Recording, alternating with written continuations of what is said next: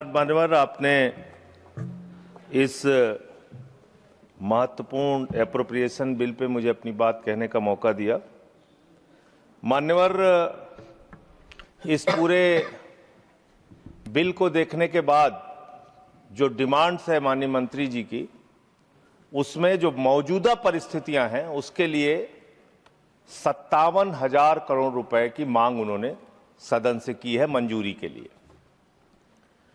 मान्यवर, अभी जब नेता सदन बोल रहे थे तो उन्होंने कहा कि ये जो संकट है, विपत्ति का काल है, इस काल में विपक्ष हमारा साथ नहीं दे रहा है।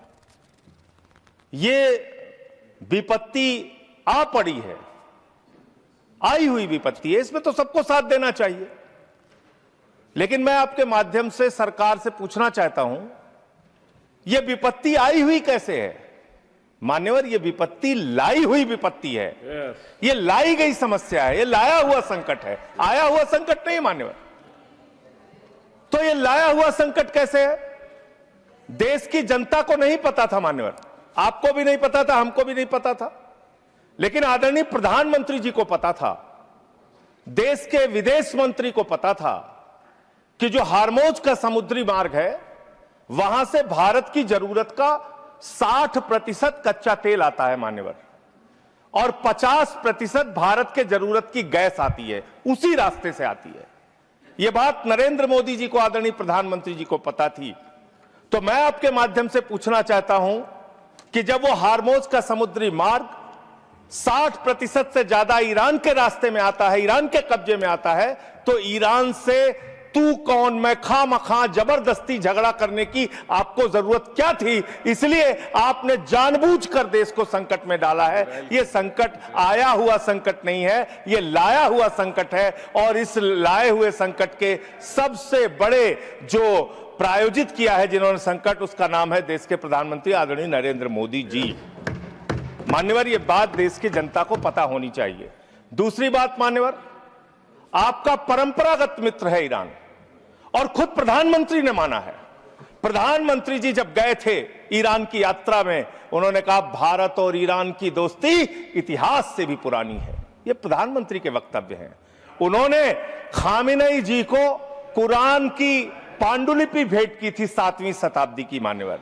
उन्होंने चाबार पोर्ट का समझौता किया था, जिसका बखान प्रधानमंत्री ने खूब किया कि भारत का व्यापार बढ़ जाएगा, पाकिस्तान की अब हमें जरूरत नहीं पड़ेगी, अब हम अपना एक अलग रास्ता बना के और भारत के व्यापार को बढ़ाएंगे। और वहां पर सरकार ने सैकड़ों करोड़ रुपए चाबार पोर्ट पे वेस्ट किया। 2019 तक भारत को ईरान से सस्ता तेल मिलता था, रुपए में तेल मिलता था, गैस मिलती थी, हमारा मित्रतापूर्ण संबंध था उनसे। लेकिन भारत के प्रधानमंत्री खामेनेई की मौत पे खामोश रहते हैं। 160 स्कूली बच्चे मार दिए जाते हैं, खामोश रहते हैं। और इतना ही नहीं मान्यवर, ईरानी नौसेना को हमने अपने युद्धाभ्यास में बुलाया, और जब वो नौसेना का जहाज वापस जा रहा था, 100 नौसैनिक मार दिए गए ईरान के, अमेरिका के द्वारा। प्रधानमंत्री खामोश। हमारे मेहमान मारे गए, एक शोक संवेदना के शब्द हमने नहीं बोले। तो ये संकट भारत के ऊपर आपने लाया है, ये आया हुआ संकट नहीं है, मैं फिर से स्पष्ट करना चाहता हूं। दूसरी बात मान्यवर, दूसरी बात, आपने जो तेल और जो ऐसे समय में 60 रुपए घरेलू गैस का दाम और 115 रुपए कमर्शियल सिलेंडर का दाम आपने बढ़ाने का काम किया। तो पूरे देश में एक हाहाकार की स्थिति है। इसको नियंत्रित करने के लिए झूठ बोलने के बजाय सच्चाई को स्वीकार कीजिए। और आज जो कहा गया कि हार्मोज समुद्री मार्ग खुल गया है, गलत जानकारी सदन को नहीं देनी चाहिए। हार्मोज समुद्री मार्ग से मात्र 2 जहाज आपके आए हैं, 22 जहाज अभी भी आपके रुके हैं। मैं शुभकामनाएं देता हूं कि आप वार्ता करके उस समस्या का समाधान कराइए। अभी है मान्यवर समय है। मान्यवर, 2 मिनट में आपसे और लूंगा। मान्यवर, दूसरा विषय, मैं आपके माध्यम से सरकार से अनुरोध करना चाहता हूं। हमारी सेना बहादुरी से देश की सुरक्षा के लिए लड़ती है, और उसके साथ साथ सेंट्रल आर्म्ड पुलिस फोर्स के लोग, जो हमारे केंद्रीय सुरक्षा बल के लोग हैं, वो भी लड़ते हैं, वो भी देश के लिए अपनी कुर्बानी देते हैं। पुलवामा में 40 जवानों ने अपनी शहादत दी मान्यवर, पुलवामा में 40 जवानों ने अपनी शहादत दी। और जो उनका कार्डर सिस्टम है, यूपीएससी के थ्रू उनकी भर्ती होती है। मैं बस 1 मिनट आपसे लूंगा, बस सर, आधा मिनट वो खत्म करूंगा, 1 मिनट में खत्म करूंगा सर। मान्यवर, जो यूपीएससी के थ्रू उनकी भर्ती होती है, उसके बावजूद उनके प्रमोशन में उनके साथ नाइंसाफी की जाती है। सुप्रीम कोर्ट तक से वो जीत चुके हैं, लेकिन बार बार उनके साथ नाइंसाफी हो रही है। और 1 मिनट में अपनी बात कह के खत्म करूंगा सर।